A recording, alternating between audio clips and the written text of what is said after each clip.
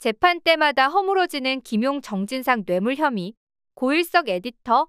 기소 당시 검찰이 증거가 차고 넘친다고 호언했던 김용 전 민주연구원 부원장과 정진상 전 민주당 대표실 정무실장의 뇌물 혐의가 차고 넘치기는커녕 그나마 있는 희미한 증거들도 재판이 열릴 때마다 허물어지고 흔들리는 양상이 계속 이어지고 있다. 검찰은 유동규 전 성남도시개발공사 기획본부장으로부터 김 전 부원장과 정 전 실장으로 돈이 넘어갔다는 증거를 전혀 제시하지 못하고 있는 가운데 그 이전 단계인 돈 조성과 유 전 본부장에게 돈이 전달되는 과정에 대한 주장조차도 유 전 본부장과 남욱 변호사, 이기성 더감 대표 등 관련자들의 진술이 수시로 뒤바뀌며 서로 엇갈리고 있다. 가장 혼란스러운 것은 2014년 4월 이기성 씨에서 출발해 남욱 변호사, 김만배 씨, 유 전 본부장을 거쳐 김 전 부원장에게 1억, 정 전 실장에게 5천만 원이 전달됐다는 1억 5천만 원에 대한 부분이다. 유 전 본부장은 검찰 조사에서는 김만배 씨로부터 1억 5천만 원을 한꺼번에 받아 한날에 김 전 부원장과 정 전 실장에게 전달했다고 진술했다가 1억 원은 남욱에게 받아 김 전 부원장에게, 5천만 원은 남욱 혹은 김만배로부터 받아 정 전 실장에게 전달했다고 바뀌더니 최종적으로 지난 5월 2일 정 전 실장의 공판에서 5천만 원을 김만배로부터 받았다고 수정했다.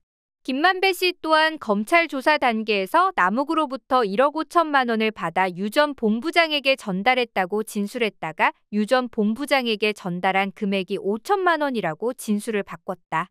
그런데 지난 15일 김 전 부원장 공판에 출석해서는 1억 5천이든 5천이든 돈 준 사람과 돈 받은 사람이 그렇다고 하니 인정한 것일 뿐 솔직히 그 부분은 전혀 기억이 나지 않는다고 진술했다.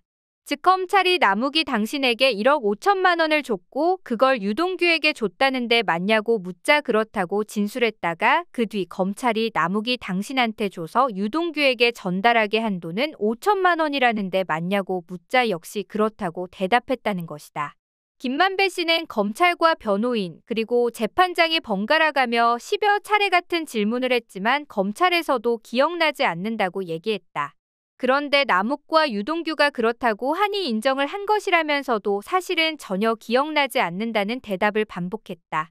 이 1억 5천만 원에 대해 남욱 변호사는 지난 6월 1일 김 전 부원장 공판에서 2014년 4월 23일 유동규가 돈을 빨리 해달라고 독촉해 1억 원을 직접 전달하고 그 다음날 5천만 원이 더 급하게 필요하다고 해서 이기성으로부터 받아 김만배로 하여금 유동규에게 전달하도록 했다고 진술했다. 즉 2014년 4월 23일 1억 원을 먼저 받아 전달했고 그 다음날 이기성 씨로부터 5천만 원을 추가로 받아 김만배에게 전달했다는 것이다.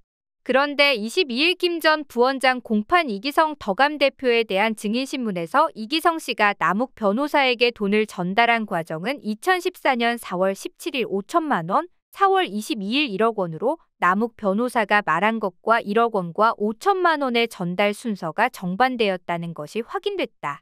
그것도 다른 증거가 아닌 검찰이 제시한 이 씨의 법인 계좌와 더감 직원들의 입출금 내역을 통해서였다. 이기성 씨는 법인 계좌에서 직원들의 개인 계좌로 이체한 뒤 각 직원들이 현금으로 인출하는 방법으로 현금을 만들어 남욱 변호사에게 전달했다. 2022년 10월 10일 피신조서를 제시합니다. 2014년 4월 17일 정땡땡을 통해 4천만 원을 조성했는데 추가로 1,900만 원을 인출한 것을 보면 그중 1천만 원에서 5천만 원을 남욱에게 전달한 것 같다고 진술했는데 저게 맞는 것 같습니다. 위와 같이 조성한 현금 대부분은 조우영을 통해 남욱에게 전달한 건가요? 맞습니다. 더감명의 계좌에서 2014년 4월 20일 오후 4시 무렵에 정땡땡 등 4명의 직원 계좌에 합계 1억이 이체됐고 이후 22일부터 23, 24일까지 거쳐서 각 직원 계좌에서 1억이 현금으로 인출됐습니다. 남욱의 요구에 따라 현금을 조성하기 위해 1억을 현금화한 게 맞나요? 맞습니다. 이기성 씨의 진술은 계좌 입출금 내역을 토대로 한 것이므로 이에 따른다면 남욱 변호사의 2014년 4월 23일 1억, 그 다음날 5천 진술은 사실과 전혀 다른 것이 된다. 이를 남욱에게서 받아 유동규에게 전달했다는 것이 사실 기억나지 않는다는 김만배 씨의 증언과 연결해보면 남욱 변호사가 이기성 씨로부터 받은 1억 5천만 원을 직접 혹은 김만배 씨를 통해 유 전 본부장에게 전달했다는 검찰 주장이 허위일 수도 있는 것이다. 또 다른 문제는 검찰의 주장에 따르면 이 1억 5천만 원은 남욱 변호사가 이기성 씨를 통해 선거자금으로 조성했다는 13억 5천만 원 중 실제로 유 전 본부장에게 전달된 전부라는 것이다. 남욱 변호사는 이재명 시장의 재선 선거자금을 조성하기 위해 이기성 씨에게 위례신도시 아파트의 분양 대행을 맡기면서 13억 5천만 원을 비자금 형태로 조성하기로 하고 계약 직전인 2014년 4월부터 자금을 제공받았다고 주장하고 있다. 그런데 그중 선거자금 명목으로 전달된 것은 1억 5천만 원에 불과하며 나머지 12억 원은 모두 남욱, 김만배, 조우형 등이 각자 나눠 썼다. 즉 위례 비자금은 관련자들이 개인적으로 혹은 사업 목적으로 쓰기 위해 만들어 각자 쓴 돈이며 이재명 시장 재선 선거자금을 조성하기 위해 이기성 씨를 분양대행업자로 선정해 비자금을 만들었다는 남욱 변호사의 주장이 근본적으로 허위일 가능성을 강하게 내비치는 대목이다.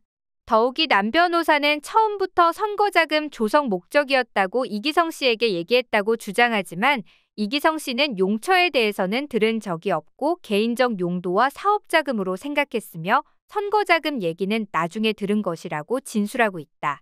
이 부분에 있어서 이기성 씨는 2021년 11월 첫 번째 조사부터 2022년 4월 대장동 재판에서의 증언에 이르기까지 일관되게 용처에 대해서는 들은 바 없다고 진술하다가 최근인 2022년 9월 2일 검찰 조사에서 선거자금이나 로비자금으로 생각했다고 진술이 바뀌게 된다.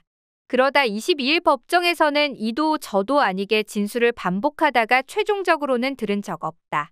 나중에 알게 된 것으로 정리됐다.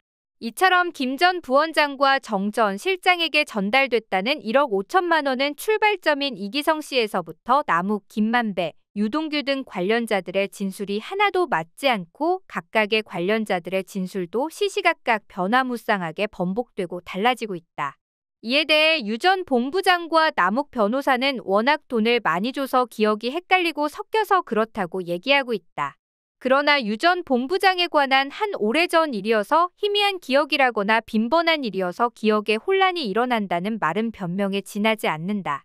변경 전과 후의 진술이 단순한 사실만을 말하는 것이 아니라 언제나 지나치게 구체적인 정황을 너무나 생생하게 설명하고 있기 때문이다. 최초 남욱으로부터 1억 5천만 원을 받아 같은 날 김용에게 1억, 정진상에게 5천만 원을 줬다는 진술에서 남욱으로부터 1억을 받아 김용에게 주고 그 다음 날 김만배로부터 5천만 원을 받아 정진상에게 줬다는 진술로 바뀐 것은 단순한 기억의 착오로 볼 수 없다. 변호인 2022년 10월 5일 피신조서를 제시합니다. 어느 날인지 명확하지 않지만 저녁 무렵 김만배로부터 쇼핑백에 든 현금 1억 5천만 원을 받았다. 5천만 원은 빼서 차에 두고 1억이 된 쇼핑백을 임해동 삼성아파트 김용집에서 전달하고 정진상의 집으로 이동하면서 편의점에 들러 검은 비닐봉투를 구해 5만 원권을 넣고 그 위에 과자를 올렸다고 생생하게 진술했습니다. 네. 그리고 그 다음 날인 10월 6일에도 김만배로부터 1억 5천을 받았다고 확실하게 진술합니다. 그러다가 일주일쯤 지난 10월 13일 피신조서에서 진술을 번복합니다.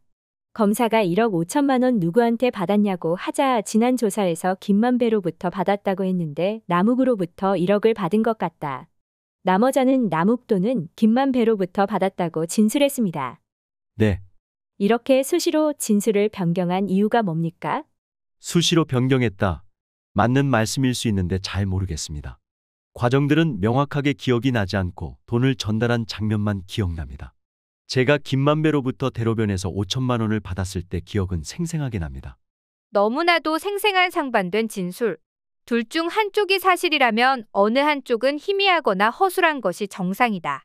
그러나 둘 중 한쪽이 사실일 가능성보다 둘 다 과도한 포장으로 꾸며진 진술일 가능성이 더 높다. 유동규의 진술은 항상 이렇다.